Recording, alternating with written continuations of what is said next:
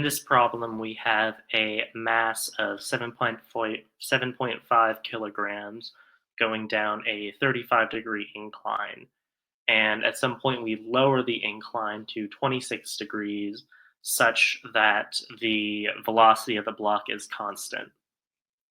We want to know what the maximum the maximum force of kinetic friction is between the block and the incline.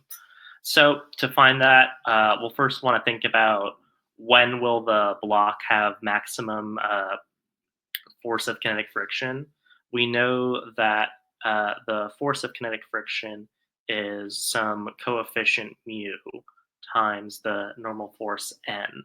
So in these two situations, the normal force is going to be different, but this coefficient is going to be the same.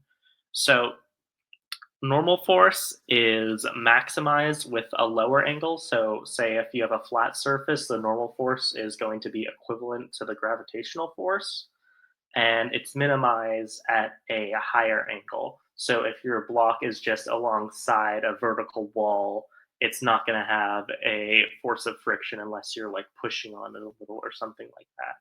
So we know that the frictional force is going to be maximized in this 26-degree case. So to find the frictional force here, we know that this block has a constant velocity, which tells us that the net force on the block is 0. So we can go ahead and draw a free body diagram of this block. So I'll draw our block here. There's some gravitational force pointing down, Fg. There's some normal force perpendicular to the incline, which we'll call N. And there's some parallel force, or excuse me, some frictional force, F, that's parallel to the incline and is directed away from motion. And since these all have to balance out, this component, this perpendicular component of the gravitational force is going to be the same as the perpendicular component of, just the normal force. And the parallel component of the gravitational force is going to be the same as the magnitude of the frictional force, just directed in the opposite way towards the motion.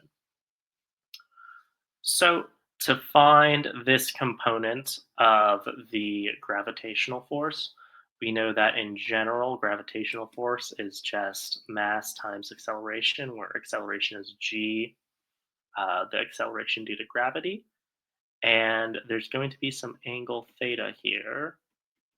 And this is going to be our incline. So this is 26 degrees.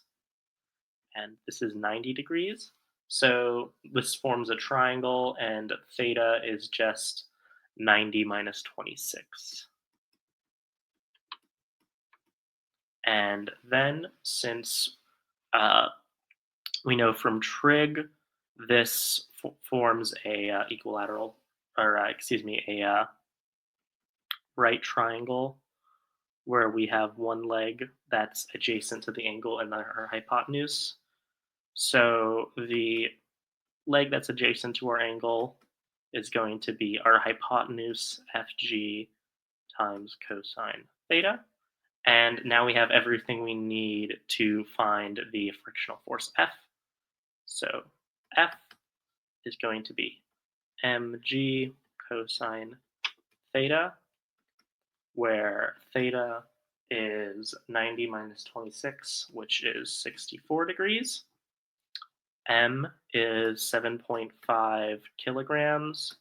G is 9.81 meters per second squared. And we have cosine of 64 degrees.